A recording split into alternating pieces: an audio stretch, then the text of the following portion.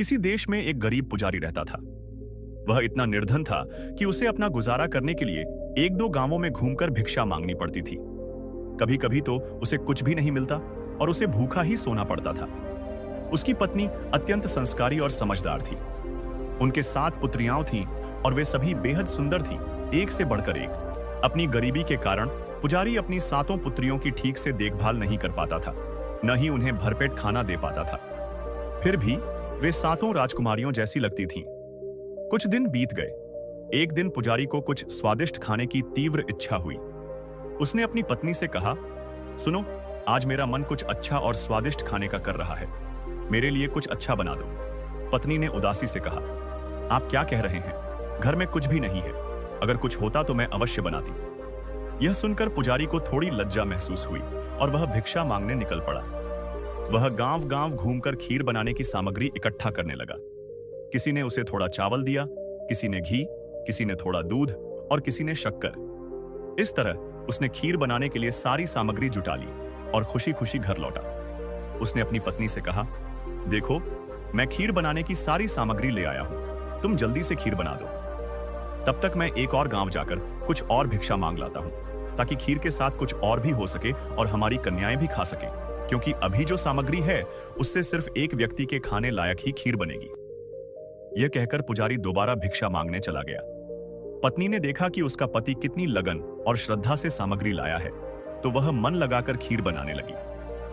बनाते समय वह सोचने लगी कि उसका पति कितना कष्ट करता है सिर्फ परिवार को पालने के लिए। उसने सोचा कि थोड़ी सी खीर अलग रख देती हूं, ताकि उसमें कुछ खास डाल सकूं और स्वाद बढ़ जाए। तभी उसे पानी लाने की याद आई और वह खीर वैसे ही घर में रखकर पास के झरने की ओर चल पड़ी। उसी समय उसकी 7 पुत्रियां घर में आईं। जब उन्होंने देखा कि मां घर पर नहीं है और खीर बनी हुई है, तो वे उसकी खुशबू से आकर्षित हो गईं। उन्हें लगा कि जब इसकी खुशबू इतनी अच्छी है तो स्वाद भी जरूर बहुत अच्छा होगा। एक एक करके 7 बहनों ने वह खीर खा ली और कुछ भी नहीं छोड़ा। खीर खत्म होने के बाद सब डर गईं। अब क्या होगा? जब मां को पता चलेगा तो वह हमें माफ नहीं करेगी, वह हमें जरूर डांटेगी या सजा देगी। यह सोचकर वे सब डरकर घर से भाग गईं और छिप गईं। इधर पुजारी की पत्नी पानी लेकर लौटी। उसने देखा कि घर का दरवाजा खुला है। वह घबरा गई कि क्या हुआ। उसने तुरंत उस बर्तन की ओर देखा जिसमें उसने खीर रखी थी, लेकिन वहां कुछ भी नहीं था। वह हैरान रह गई। अभी तो मैंने यहीं खीर रखी थी, यह अचानक कहां चली गई? वह रोने लगी। अब क्या होगा? पुजारी ने इतनी मेहनत से खीर बनाने की सामग्री जुटाई थी और अब वह सब गायब हो गई है। अगर पुजारी को पता चलेगा तो वह मुझे माफ नहीं करेगा। पुजारी की पत्नी ने सोचा, घर में तो कोई नहीं था, फिर खीर कैसे गायब हो गई? उसने देखा कि बेटियों के मुख से बहुत अच्छी सुगंध आ रही है, तो उसे समझ आ गया कि यह खीर और किसी ने नहीं बल्कि इन 7 बहनों ने ही खाई है। वह क्रोध से आग बबूला हो गई। वह चिल्लाने लगी, ये तुमने क्या किया? तुम्हें किसने कहा था कि खीर खा लो? अब क्या होगा? तुम्हारे पिताजी क्या कहेंगे? यह कहकर वह अपनी 7 बेटियों को मारने लगी, क्योंकि उसका क्रोध बहुत बढ़ गया था। मार खाकर 7 बहनें इधर उधर भागने लगीं, लेकिन अब क्या हो सकता था? वे तो खीर खा चुकी थीं। पुजारी की पत्नी रोती हुई बैठ गई कि अब वह अपने पति को क्या खिलाएगी। वह रो ही रही थी कि तभी पुजारी वहां आया।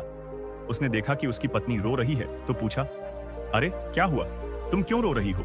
चलो हम फिर से बनाते हैं, हम दोनों मिलकर खा लेंगे, और देखो मैं आज खाने के लिए क्या लाया हूं। लेकिन फिर भी पुजारी की पत्नी ने कुछ नहीं कहा। तब पुजारी उसके पास गया और बोला, क्या हुआ है? सच सच बताओ। तब पुजारी की पत्नी बोली, आज मैंने तुम्हारे लिए स्वादिष्ट खीर बनाई थी, लेकिन तुम्हारी यह 7 कन्याएं उसे खा गईं। तुम्हारे लिए कुछ भी नहीं बचा। यह सुनकर पुजारी क्रोध से जल उठा। वह बोला, मैं इन सब के लिए कितनी मेहनत से खाना लाता हूं, लेकिन इन्होंने सब खा लिया, हमारे लिए कुछ भी नहीं छोड़ा। लेकिन वह कर भी क्या सकता था? आखिर वे उसकी ही बेटियां थीं। वह उन्हें मार भी नहीं सकता था। वह उनका पिता था।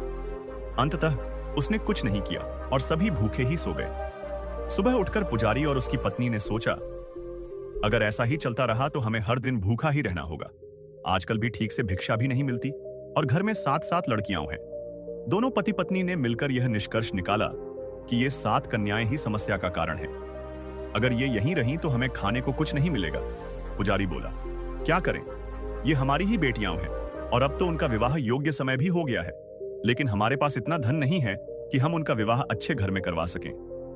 तब पुजारी की पत्नी बोली, तुम विवाह की चिंता मत करो, कल तुम इन्हें ननिहाल ले जाने के बहाने घने वन में छोड़ आओ। इसके बाद इनके भाग्य में जो लिखा होगा वही होगा, नहीं तो हम सब भूख से मर जाएंगे। जो भी तुम भिक्षा मांग कर लाते हो वह तो उनके लिए भी काफी नहीं होता, फिर हम क्या खाएं? पुजारी बोला, क्या तुम सच कह रही हो? क्या हमारी बेटियों को जंगल में छोड़ आना सही होगा? पुजारी की पत्नी ने कहा, भला क्यों नहीं? क्या हम उन्हें ऐसे ही बैठे बैठे खाने देंगे? हमारे पास है ही क्या? हम कोई राजा महाराजा तो है नहीं कि इन्हें पाल सकें। और क्या था, पुजारी भी सोचने लगा, पत्नी जो कह रही है वह तो सही है, अब हमें इन सभी पुत्रियों को जंगल में छोड़ देना चाहिए। यह सोचकर पुजारी की पत्नी ने अपनी 7 पुत्रियों को अपने पास बुलाया और बोली, पुत्रियों, कल तुम्हारे पिताजी तुम्हारे ननिहाल कुछ काम से जा रहे हैं, क्या तुम सब उनके साथ जाना पसंद करोगी? यह सुनकर कन्याएं बहुत खुश हो गईं और बोली, हाँ हाँ, हमें जरूर जाना है, हम अपनी नानी जी को देखना चाहते हैं, बताइए कब जाना है? तभी पुजारी की पत्नी बोली, कल ही सुबह जाना है तो अपना सामान इकट्ठा कर लो। ननिहाल जाने की खुशी में सभी 7 बहनें बहुत प्रसन्न हुईं। वे जल्दी जल्दी जाकर अपने सारे कपड़े, गहने आदि इकट्ठा कर एक पोटली में बांधने लगी। सुबह हो गई। 7 बहनें बहुत खुश थीं, क्योंकि वे अपने ननिहाल जा रही थीं, वह भी अपने पिताजी के साथ। पुजारी की पत्नी ने एक पोटली में कुछ खाने की चीजें रखी और पुजारी से कहा, इसे ले जाना, अगर रास्ते में भूख लगे तो इसे खा लेना। पुजारी ने पोटली ली और अपनी 7 कन्याओं को लेकर ननिहाल की ओर चल पड़ा। लेकिन 7 बहनों को पता नहीं था कि वे वास्तव में कहां जा रही हैं। पुजारी उन्हें लेकर एक बहुत बड़े जंगल की ओर चल पड़ा। वहां दूर दूर तक कोई आवाज नहीं थी, न कोई इंसान। पुजारी ने सोचा अब यही सही समय है इन्हें छोड़कर जाने का। तभी उसने कहा, पुत्रियों, मुझे बहुत प्यास लग रही है, शायद पास में कोई झरना हो, मैं जाकर पानी पीकर आता हूं। तुम सब इस पेड़ के नीचे बैठ जाओ, क्योंकि तुम बहुत देर से चल रही हो और तुम्हारे पैरों को विश्राम की जरूरत है। सभी ने कहा, ठीक है पिताजी, हम यहीं बैठते हैं। पुजारी ने खाने की पोटली अपनी बेटियों को दी और कहा, इसे अपने पास रखना, अगर मुझे आने में देर हो जाए तो तुम इसे खा लेना। इतना कहकर पुजारी उल्टे पांव वहां से चल पड़ा और अपने घर लौट आया। 7 बहनें उस पेड़ के नीचे बैठी रहीं और अपने पिताजी का इंतजार करती रहीं, लेकिन पिताजी तो लौटने वाले नहीं थे। काफी समय बीत गया, पुजारी नहीं आया। धीरे धीरे अंधेरा छाने लगा, जानवरों की डरावनी आवाजें सुनाई देने लगी। 7 बहनों को बहुत डर लगने लगा। वे सोचने लगी, अब क्या होगा, पिताजी अब तक क्यों नहीं लौटे? जैसे जैसे अंधेरा गहराता गया, उन्हें समझ में आने लगा कि यह सब पिताजी की योजना थी। वे सोचने लगी, हम घर में बहुत शरारत करती थीं, माता पिता की बातें नहीं मानती थीं, शायद इसी कारण उन्होंने हमें यहां छोड़ दिया है। अब वे सोचने लगी, हमें घर का रास्ता याद नहीं है और न ही पता है कि ननिहाल कहां है, अब जाए तो कहां जाए। 7 बहनें रोने लगी। वे उस घने जंगल में फंस चुकी थीं और पेड़ के नीचे बैठी थीं। तभी किसी एक बहन ने कहा, अगर हम यहीं बैठे रहे तो कोई जंगली जानवर आकर हमें खा सकता है, क्यों ना हम पेड़ पर चढ़ जाएं और वहां बैठे ताकि जानवरों से बच सकें। सुबह होते ही हम कोई उपाय निकालेंगे। यह बात सबको ठीक लगी। सभी बहनें पेड़ पर चढ़ गईं और शाखाओं पर बैठ गईं। एक दूर देश का राजा, महाराजा प्रताप, अपने सैनिकों और मंत्रियों के साथ एक लंबे अभियान से लौट रहा था। लौटते समय उसे रात हो गई और वह एक घने जंगल में विश्राम करने के लिए रुक गया। एक विशाल वृक्ष के नीचे बैठते ही राजा के ऊपर कुछ पानी की बूंदें गिरी। पहले तो उसे लगा कि शायद बारिश हो रही है, पर जब उसने ऊपर देखा तो चौंक गया। उस वृक्ष की ऊपरी शाखाओं पर 7 सुंदर कन्याएं बैठी थीं, जो लगातार रो रही थीं। उनके आंसू टपक टपक कर राजा के ऊपर गिर रहे थे। राजा यह देखकर हैरान रह गया। इतनी रात, इतना गहरा जंगल और यह 7 कन्याएं, क्या ये अप्सराएं हैं, देवियां हैं या किसी राक्षसी का रूप? राजा ने उन्हें नीचे उतरने का आदेश दिया और स्नेहपूर्वक पूछा, तुम सब कौन हो और यहां इस घने जंगल में रो क्यों रही हो? एक बड़ी बहन ने जवाब दिया, हम एक पुजारी की पुत्रियां हैं। हम थोड़ी शरारती थीं, इसलिए हमारे पिता हमें बहाने से इस जंगल में छोड़कर चले गए हैं। राजा ने सहानुभूति से उनकी बात सुनी और पूछा, तुम सब में क्या क्या गुण हैं, बताओ। तब पहली बहन ने कहा, अगर मैं भोजन बनाऊं तो वह कभी समाप्त नहीं होगा, पूरा राज्य खाएगा फिर भी बचेगा। दूसरी ने कहा, अगर मैं वस्त्र बनाऊं तो राज्य के सब लोग पहन लें, फिर भी वस्त्र समाप्त ना होंगे। इस तरह एक एक करके सभी बहनों ने अपने अपने अद्भुत गुण बताए। अंत में सबसे छोटी बहन बोली, यदि मैं किसी को वर दूं तो वह 7 सुंदर पुत्र और एक अनुपम कन्या को जन्म देगा। राजा ने यह सुना तो चौंक गया।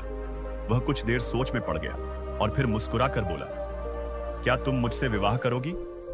छोटी बहन लज्जा से बोली, जी महाराज, मैं विवाह को तैयार हूं। राजा ने शर्त रखी, मैं तुमसे केवल इस वचन पर विवाह करूंगा कि तुम्हें 7 पुत्र और एक पुत्री होंगे। यदि ऐसा न हुआ तो तुम्हें मृत्युदंड देना पड़ेगा। क्या तुम यह स्वीकार करती हो? छोटी बहन ने विनम्रता से कहा, जी हां महाराज, मुझे यह शर्त मंजूर है।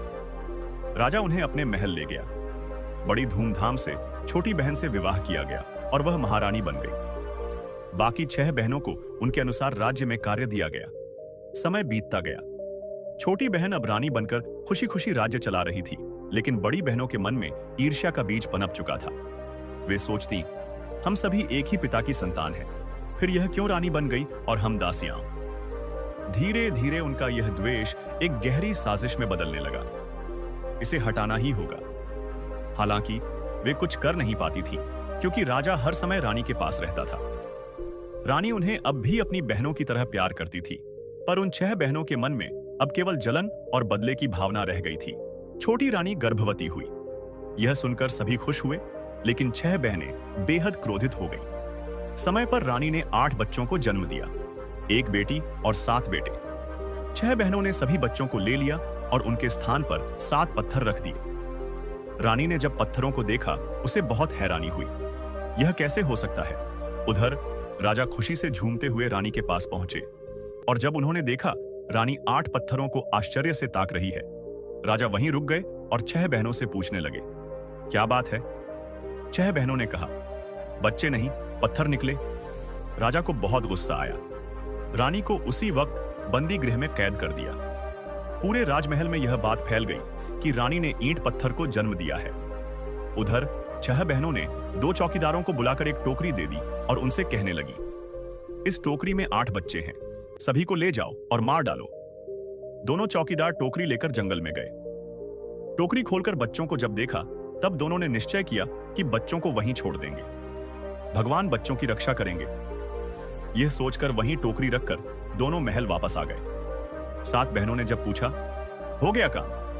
उन्होंने कहा, हां, हो गया काम। इधर रानी दिन रात पूजा पाठ में लग गई। राजा ने रानी को फिर से महल में रहने दिया, परंतु रानी सुबह से शाम तक पूजा करती रहती। पूजा करने के लिए फूल लाने सिपाही को भेजती।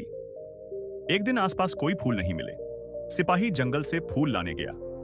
जंगल में सिपाही ने देखा बड़े सुंदर चंपा फूल लगे हुए थे। चंपा और 7 अर्जुन के पेड़ पास पास उगे हुए थे। सिपाही फूल तोड़ने के लिए जैसे ही नजदीक आया, चंपा के पेड़ ने कहा, ए भैया अर्जुन। अर्जुन के पेड़ ने कहा, बहनी चंपा। चंपा ने कहा, राजा के सिपाही फूल तोड़े पर आए हैं। अर्जुन ने कहा, लग जा बहिनी आकाश। जैसे ही अर्जुन ने कहा, वैसे ही चंपा का पेड़ ऊपर की ओर बढ़ने लगा। बढ़ते बढ़ते वह इतना ऊंचा हो गया कि सैनिक फूल तक नहीं पहुंच पाए। सैनिक आश्चर्यचकित होकर ताकते ही रहे। फिर वे दौड़ते हुए सेनापति के पास पहुंचे और सारी बात बताई। सेनापति ने पहले तो विश्वास नहीं किया। कहा, यह सब क्या कह रहे हो? सैनिकों ने कहा, आप एक बार हमारे साथ जंगल चलिए, खुद देख लीजिए। सेनापति सैनिकों के संग चल पड़ा। जैसे ही सेनापति चंपा और 7 अर्जुन के पेड़ों के पास पहुंचा, चंपा ने फिर कहा, ए भैया अर्जुन। अर्जुन ने कहा, बहनी चंपा। चंपा ने कहा, राजा के सेनापति फूल तोड़े भराए। अर्जुन ने कहा, लग जा बहिनी आकाश। चंपा का पेड़ और भी ऊंचा हो गया। सेनापति बहुत डर गया और दौड़ते हुए मंत्री के पास पहुंचा। मंत्री देखने के लिए चल पड़ा। चंपा को ऊपर से दूर तक सब कुछ दिखाई दे रहा था। उसने दूर से ही देख लिया कि मंत्री जी आ रहे हैं। ए भैया अर्जुन। अर्जुन ने कहा, बहनी चंपा। चंपा ने कहा, राजा के मंत्री फूल तोड़े भराए हैं, लग जा बहिनी आकाश। चंपा का पेड़ और ऊपर बढ़ गया। मंत्री सीधे राजा के दरबार में पहुंचा। राजा ने पूछा, इतना घबराए हुए क्यों हो? मंत्री ने कहा, आप इसी वक्त मेरे साथ चलिए, खुद देखिए। राजा ने कहा, मेरे साथ सभी लोग चलेंगे, यह तो उन्हें भी देखना चाहिए। 6 बहनों को खबर देने वहीं 2 सिपाही पहुंचे, जिन्होंने उन बच्चों को वहां फेंका था। सभी डर गए थे। वे जल्दी से तैयार होकर राजा के साथ चल पड़े। उधर रानी फूल के लिए व्याकुल हो रही थी और सैनिकों को बुला भेजा था यह जानने के लिए कि वे अब तक फूल क्यों नहीं लाए। रानी बहनों के महल के पास से गुजर रही थी। उन्हें बहनों और दो सिपाहियों की बात सुनाई दी। राजा और सभी जब जाने लगे, उनकी सवारी के पीछे पीछे रानी पैदल ही चलने लगी। बहुत व्याकुल होकर वह चली जा रही थी। चंपा के पेड़ को ऊपर से सब कुछ दिखाई दे रहा था। जैसे ही वे पास पहुंचे, ए भैया अर्जुन, काहे बहिनी चंपा, हमारी प्यारी रानी दुखी माता यहां आई है। चंपा जमीन में झुक गई और रानी के पैरों के पास झूमने लगी। साथ साथ अर्जुन के सातों पेड़ भी झुककर रानी के पैरों को छूने लगे। इसके बाद चंपा और अर्जुन के पेड़ों ने राजा को सारी बात बताई। राजा ने उसी वक्त 6 बहनों को अंधेरी कोठरी में बंद करने का आदेश दिया और रानी से माफी मांगने लगे। रानी बड़े दुख से चंपा और अर्जुन के पेड़ों को देख रही थी। यह सब मनुष्य कैसे बनेंगे? वह पेड़ के पास पहुंचकर लिपटकर रोने लगी। जैसे ही उनके आंसुओं ने चंपा और अर्जुन के पेड़ों को छुआ, वे सब मनुष्य बन गए। सभी बच्चों को रानी ने गले से लगा लिया और रथ में बैठ गई। राजा, रानी 8 बच्चों के साथ राजमहल की ओर चल पड़े। साथ में बाजा गाजा बजने लगा। पूरे देश में खुशियां फैल गई।